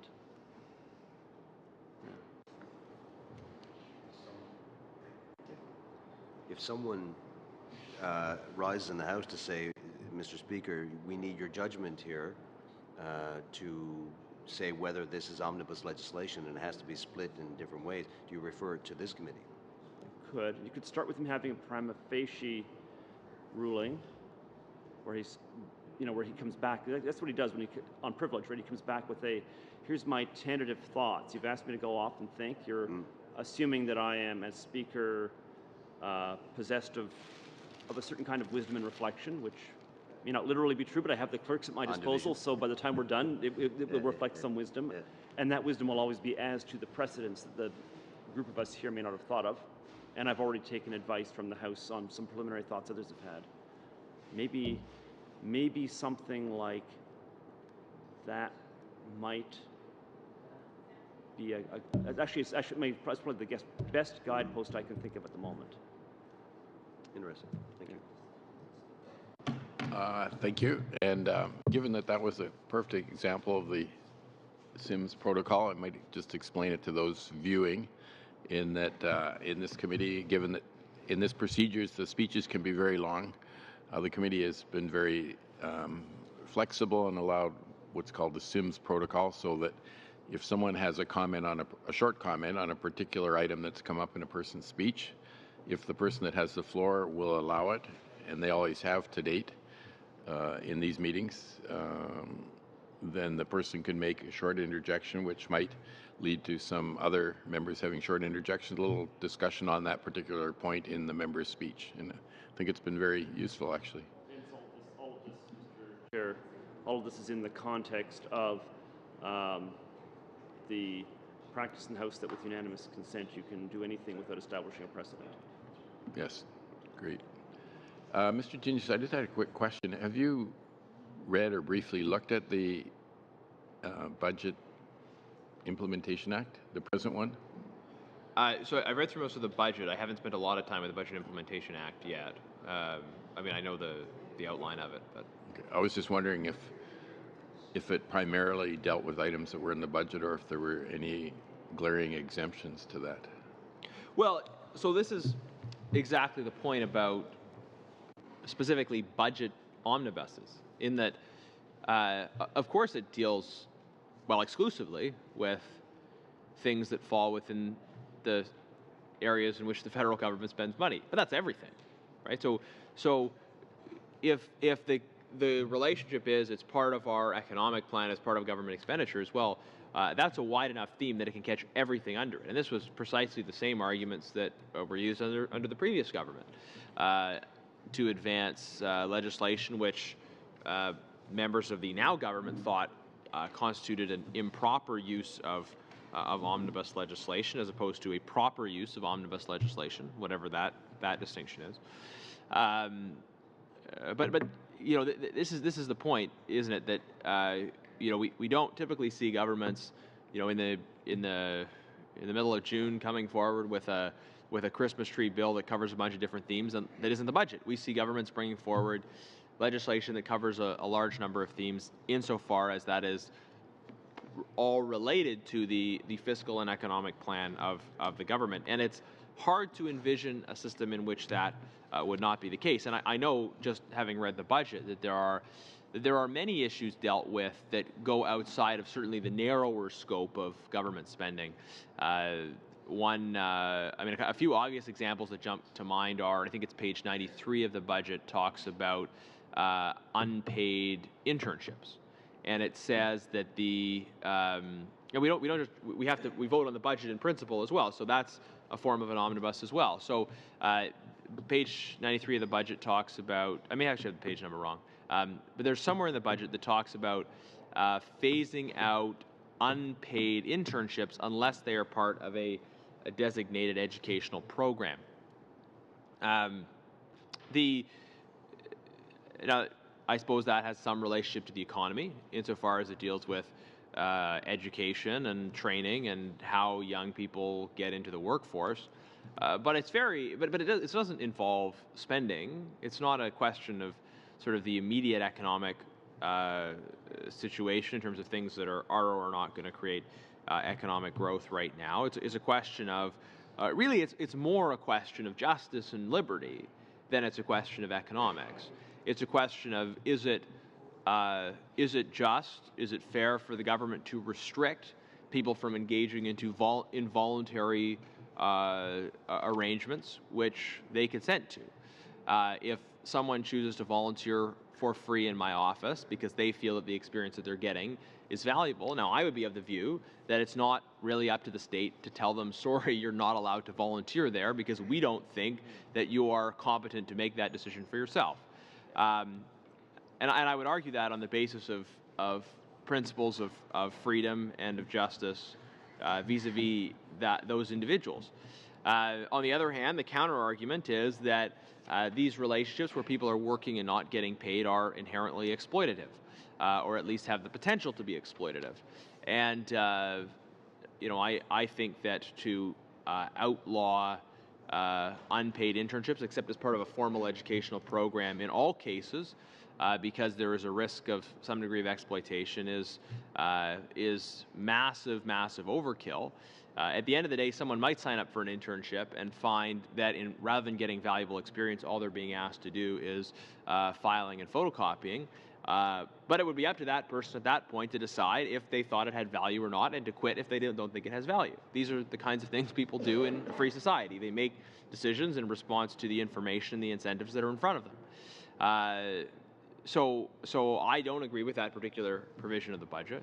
That's an example of something that seems pretty far off the track of, you know, formally dealing with budget measures, and yet it has some relationship, I suppose, to the spending of the federal government, insofar as if there's going to be a movement against unpaid internships, then it would require some kind of enforcement by the government, some kind of definition of what qualified as a legitimate educational program and some kind of process of adjudication. Okay, so that's something in the budget that could lead to the incurring of an expenditure down the line. But it seems pretty far afield if you're just trying to focus on what narrowly fits within the budgetary policy of the government. I know there's some changes made to the temporary foreign workers program that are in the budget as well, that deal with the kinds of and whether or not labor market opinions are required in certain cases. I think there's some changes with respect to ratios in certain workplaces and so forth. Those are changes that have implications for the economy, of course. Because some of those provisions deal specifically with temporary foreign workers who are also caregivers. That has implications for health. There's lots of ways in which this particular immigration policy change has implications for other policy areas, but changes for the temporary foreign worker program are not, at least in a narrow sense or a direct sense, the sorts of things you would think of as being part of the budget. But just to... Garnet, actually, do you mind if I, again, I apologize, if it's okay with Garnet, just... Yeah. The thought as you were saying this that occurs to me is we're trying to figure out whether budget implementation acts are including items that ought not to be in them. The best way of doing this might be to look at the history of budget implementation acts in Canada and see how they've developed and see if perhaps there was a golden age where all it did was something much narrower. I mean, as we know, the fundamental role of the House of Commons is, fundamental role of the government is to secure supply for the ongoing operations of Her Majesty's business. The fundamental role of the House of Commons is to decide whether or not supply ought to be granted. And then the budget effectively is a way of saying this year we're changing our priorities and the supply we're going to need is going to be different. So I'm assuming that some stripped down version of that was what happened in the early days.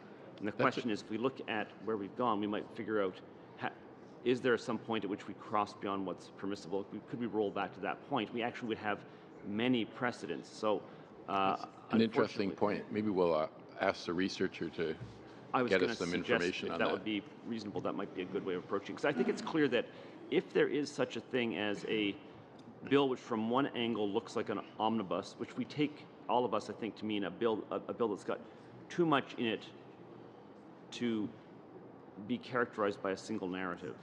And on the other hand, sometimes you have a single, very complicated narrative. I'm reading Remembrance of Things Past here, which is a 3,000-page novel that includes many, many different themes all linked together.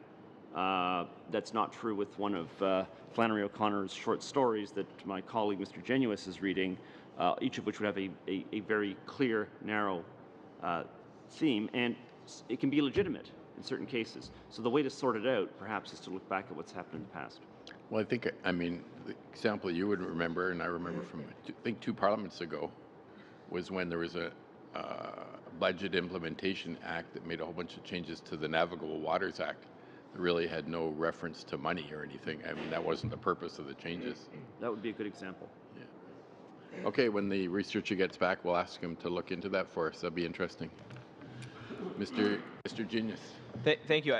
Yeah, and I remember debate around the changes to the Navigable Waters Act. Of course, the argument that the government used at the time with respect to the Navigable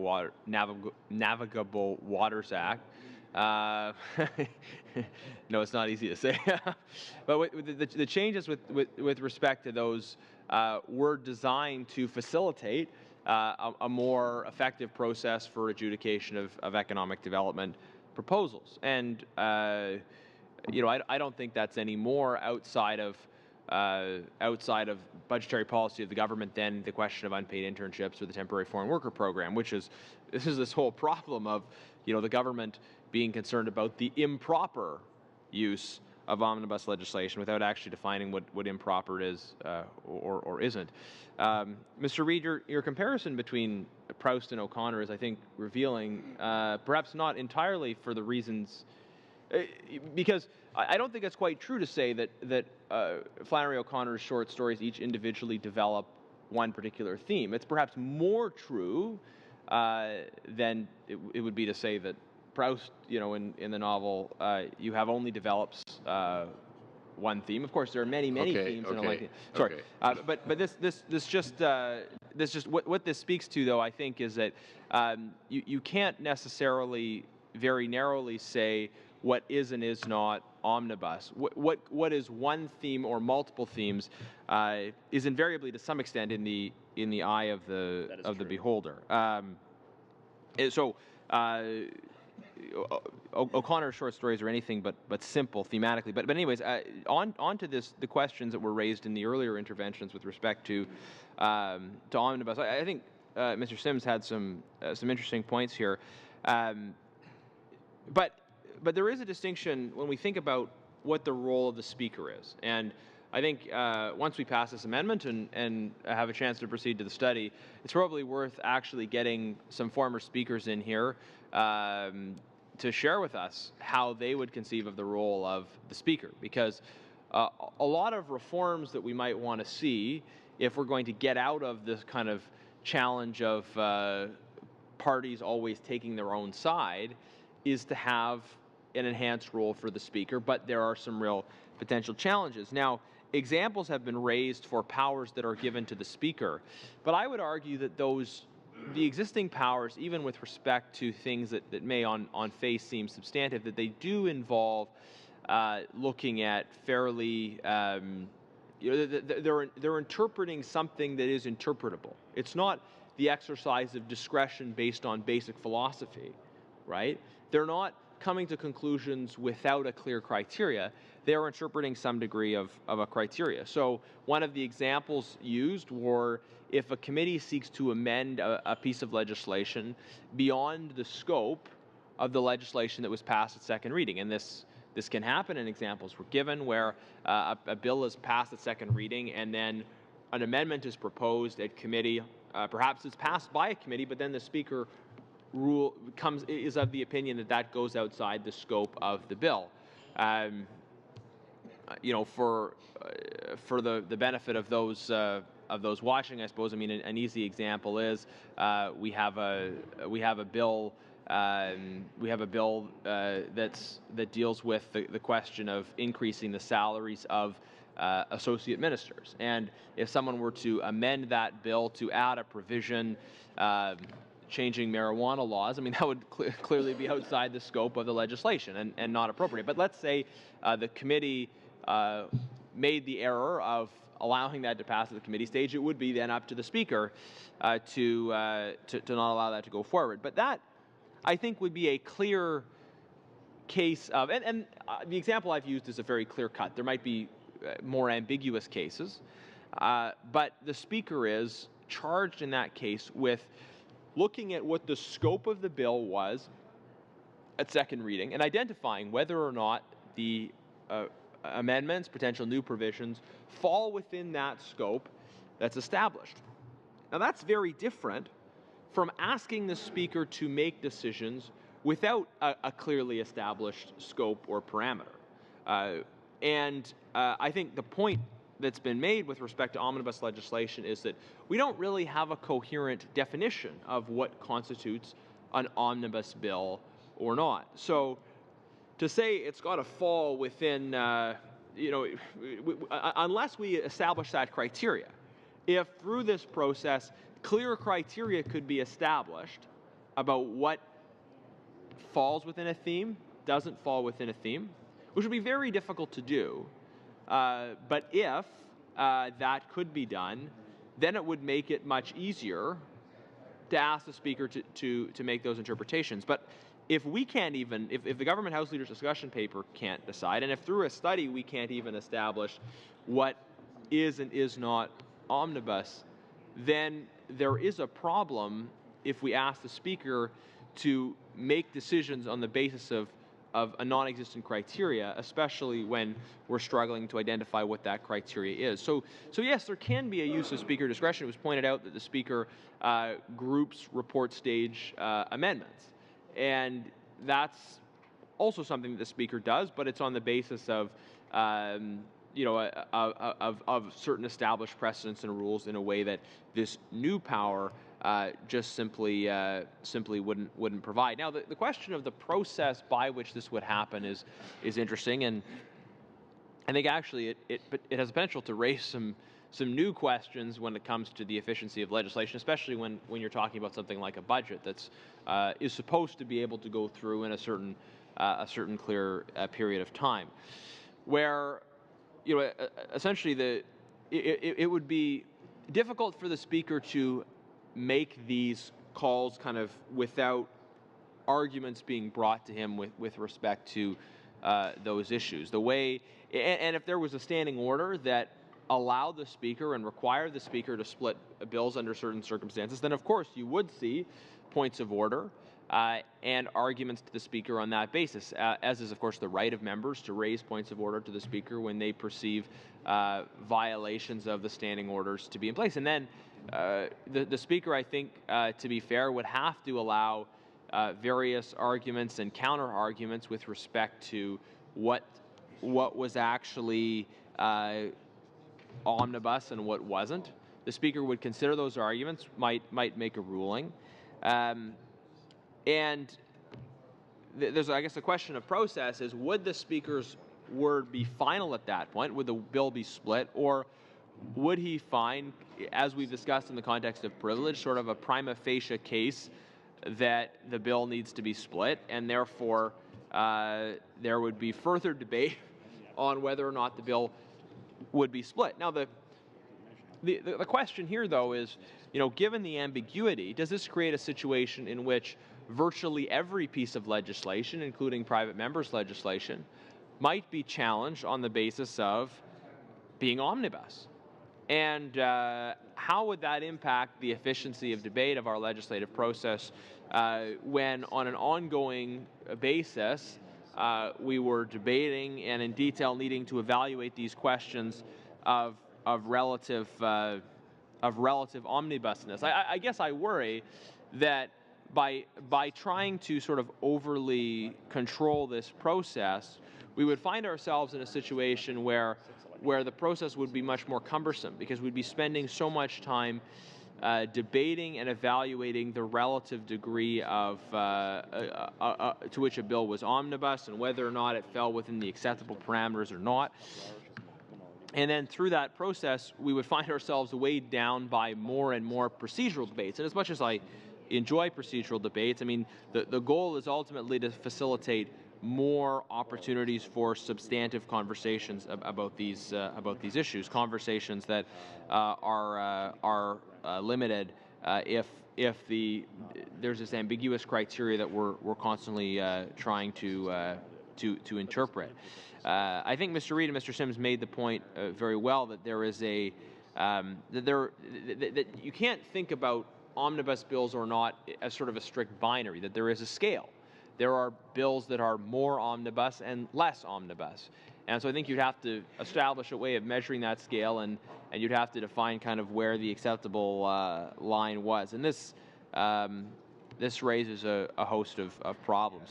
It seems like, the question of policing omnibus legislation is one of those things, I think, that,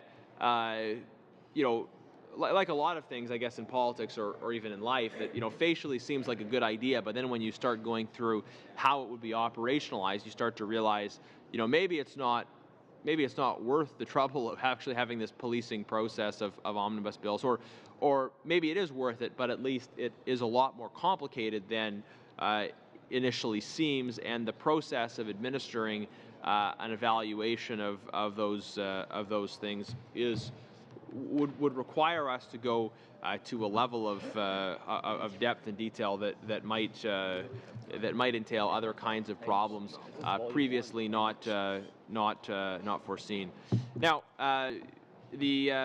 just returning then, having made those comments to the discussion paper provisions with respect to omnibus bills, since the Clerk of the House has the power in Standing Order 39.2 to divide written questions, a similar approach could be used by the Speaker to divide omnibus bills. The Speaker's authority could be prescribed by criteria to define and establish a unifying theme of the bill.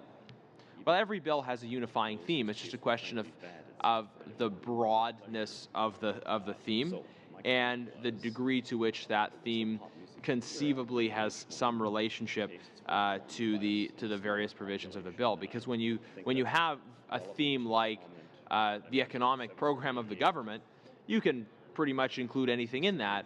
But is that really what we want to see? And that's an important question for the House to consider. But like so many of these. Yes, Mr. Christofferson. I'm very much enjoying this and a lot of in-depth thought about omnibus. But one thing occurred to me, and I wondered through you, Chair, if the Speaker knows whether or not there's any legislation in either in Canada at the provincial level or within the Commonwealth that have addressed this. Because one of the things we've talked about is what would the practicality of that be, and it makes good sense. We're comparing it to other powers that the Speaker has, similar in terms of adjusting things based on fairness and other criteria. And I just wonder if there are other jurisdictions that have gone down this road and done some of the homework that we could reflect on. And if my friend is not aware himself, perhaps our analyst can either chime in or give us a sense that this is something that we can look into and report back. Yeah, thanks. We'll get the Mr. Schmale. We're not finished yet. We'll get our researcher to. He said we're not done yet. Okay. Yeah. Go ahead. I'll be back. The Library of Parliament has a publication on omnibus bills that I can circulate to the committee, and I do know that Quebec actually has in their standing orders something giving the power to prevent. I don't know if it gives it to the Speaker to prevent omnibus legislation, but there is something in their standing orders preventing omnibus legislation, considering that to be out of order. I'll circulate the. That'd be helpful. I just think why reinvent the wheel if someone else has taken a crack at this? So and given the depth that my friend has been going into, I think that this could be helpful too. So thanks very much, Chair, and I appreciate the intervention. Very great that there's something available for us. That's great. Yep. Ask the analyst, do you know if that has ever been used in Quebec? Because it's one thing to say if it's in the standing orders, but I'd be curious to know if there's ever actually been a case where arguments have been made and an adjudication has been made, or perhaps the existence of the standing order acts as a sufficient deterrent that it's not needed, or perhaps it's there but it's not effective. Do you have any sense of the use of it? I do not, but I can look into the matter and come back to the committee. Mr. Genus. Yeah, I'd be very interested in that. It would provide us with some context for understanding what can actually be done. The other point to just make on this is, like a lot of things, you can say the rules aren't perfect and they provide for some what some people might consider an abuse. But anytime somebody stretches the rules, there's a public debate about it. When a government uses time allocation, as they're allowed to do according to the rules, there's a public conversation about that. And when the government brings in omnibus legislation, it's up to, ultimately, the public to evaluate on the basis of what they're hearing about that bill, whether or not that is a proper use of the legislative process. So, we can look for ways in which we have people within this place, committees, the Speaker, perhaps other bodies that make and enforce rules, but there is some political accountability there as well. So this does speak to some of the complexity around omnibus bills. But here's the argument that the government House Leader uses in the discussion paper for the approach. She says, this approach would allow for the dividing of bills to be debated together at second reading, report stage, and third reading, but would be subject to separate votes at each stage. In addition, the divided bills would be sent to separate committees if the subject matter of the bills warranted such action. So, and this is where I'm a little bit confused about what the intention is, because this document speaks of dividing bills, but then it says this approach would allow for divided bills to be debated together at second reading, report stage, and third reading. Well, I don't quite know what that means. If you have separate bills, then you have separate bills, which means that they are debated on different days. They're not only voted separately, but they are debated at separate times. And perhaps perhaps something else is meant by this, that they would be debated, the divided bills would be debated relatively close to each other, and that's one thing. But it kind of makes me wonder, looking at the text of this discussion paper, if what's actually envisioned by the government House Leader is not a full separation of bills, but somewhere in between, a sort of semi-separation to have separate votes, but not actually the separation of them. And, I will say there's a very simple solution to the question of feeling like you need to vote for a bill that contains elements that you like and don't like. And that simply deals with the question of report stage amendments. The process that we follow, generally speaking, is to have fewer and fewer report stage amendments. There was a time when report stage amendments could be brought forward fairly easily, but then the change was to say, okay, report stage amendments can be moved it can only be moved in the House if they couldn't have been moved in committee, or except in certain exceptional circumstances. And changes have been made to now allow members of non-recognized parties to move amendments, independents to move amendments at committee. And it's interesting that some people, Ms. May in particular, have objected to this on the basis that it prevents that the only effect of allowing them to move amendments in committee is that it prevents them from moving amendments in the House at report stage. But I argued when we discussed this at committee that really this is a question of what privileges members have in relation to each other, because if members of non-recognized parties can move amendments at report stage, but members of recognized parties cannot, that does introduce a certain advantage to members of non-recognized parties. So, but the process has been, in general, I think over time, a tightening of the allowance for the movement of amendments at report stage. So if what members are concerned about is what the House Leader is concerned about here isn't actually, it's clear whether it's dividing the bills in terms of debate or dividing them in terms of just having separate votes. You could just kind of reverse that trend to have greater latitude for the moving of report stage amendments. Now, the interesting thing is that's something that's up to the Speaker already in those exceptional circumstances. As I talked about in the context of C14, there are provisions in the standing orders that allow, in exceptional circumstances, the Speaker to allow for the consideration of report stage amendments, even if they've already been considered at committee, but only in those exceptional circumstances and dealing with issues of a certain importance and so forth. And yes, one might say that it's difficult to ask the Speaker to evaluate the relative importance of bills that come before the House and decide, okay, these are important enough to have report stage amendments and these are not. But certainly in the case of the euthanasia legislation, C14, I think that was a question where it was quite obvious that this was an issue of grave importance for the House and for all Canadians. So the Speaker allowed report stage amendments to be made, even report stage amendments that had already been moved to committee. So we had report stage votes. And of course, when you have report stage votes, that takes a little bit more time.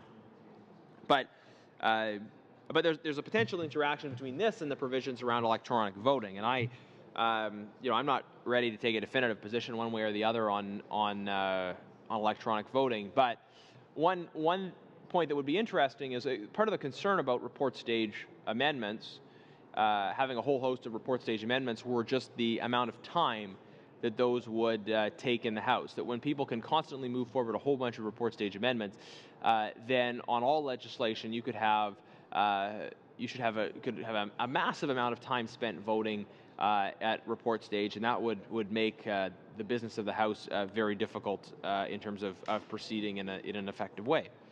But if you had procedures for electronic voting, perhaps it would be easier to introduce greater report stage amendments, which would also have the effect of addressing some of these concerns around omnibus legislation, because at least you would have separate votes taking place.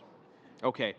But on the other hand, there are still some fundamental problems, legitimate questions at least, with electronic voting. I know in the same podcast I referenced earlier in my remarks, Katie O'Malley talked about the fact that she was opposed to electronic voting because she felt that that the kind of democratic accountability exercise associated with members standing and voting was important. If you have a whole list of report stage amendments and you're voting on them electronically, and that happens every time, I would worry that would, in a sense, increase the amount of effective control that political parties have over members, because it would just be impractical for every member to know all the detail on every report stage amendment in the event that there was a very large volume of report stage amendments coming forward. So the solutions to this are not easy, but it is possible that more votes at report stage would go some way to addressing some of these concerns. I think that the theme I keep coming back to when I talk about changes to the standing of orders are, there is an inclination by some to sort of say we got to not quite burn the whole house down and rebuild it, but we've got to fundamentally re-engineer this place to make improvements. And I don't think we need to fundamentally re-engineer this place to make improvements. I think we can make certain improvements that actually leverage the existing strengths we already have. Rather than creating a completely new process for the adjudication of omnibus bills, using report stage amendments more uses a procedure that we already have to greater effect. If we, yes. Is this a good place to? Sure. Yeah. To stop. Okay. I just, as edification for the study the researcher will be doing on implementation bills, I'm just going to read from a Library of Parliament document they've done on the financial cycle of Parliament, which might have some interesting information for both the researcher and for people on this topic we're just discussing. And it talks about the budget. Then there has to be a Ways and Means motion for the spending in the budget. And then on budget implementation bill, there's a short section that says, to implement various measures associated with the budget, the government introduces budget implementation bills. As with other legislation, these bills are giving 3 readings in the House of Commons and Senate and are referred for review by committee, usually the House of Commons Standing Committee on Finance and by the Standing Senate Committee on National Finance. There are often 2 budget implementation bills associated with a given budget, one in the spring and one in the fall, and changes to taxation announced in the budget are usually included in budget implementation bills rather than separate tax bills. The size of the budget implementation bills and inclusion of items not related to the budget have been the subject of discussion. So with that, yes? Would you please confirm for me the speakers? I understand we're coming back on the Tuesday, 2 weeks from now, on the Tuesday, right? So if you would confirm, confirm that again, because I think you did last night, but for the benefit of us now, exactly when we're coming back, and could you just give us the speakers list as it now exists too, please? Yeah, when we come back, Mr. Genius will have the floor, and then there's Mr. Christofferson, Mr. Sims, and Scott Reed. You want to be on the list? Yes, please. And David Graham. Great. And you're confirming we're coming back on the Tuesday at 9 a.m.? Yeah, I'm just going to say that. Oh, yeah, okay. Oh, yeah. So, is there anything else before we... Okay, so we're going to suspend... Oh, don't suspend yet. One more. Yeah. Sorry. I'll just make the same request I've made before, that we are facing a 2-week suspension. There's a much higher degree of probability than there has been at any point in the past that this will result in time for a resolution to have been achieved by the House leaders of the various parties that might come back with a resolution. In the event that occurs, can we also just be prepared to switch over and have a regular 11 a.m. meeting in which the subject matter would be the review of the CEO's report on the 42nd election? Good. Yes, we'll do that. That's great. Good suggestion. Okay, so we're going to suspend until the Toronto Maple Leafs win the Stanley Cup, or I've finished Remember Something's Past. or until Tuesday, May 2nd at 9 a.m., whichever comes earlier.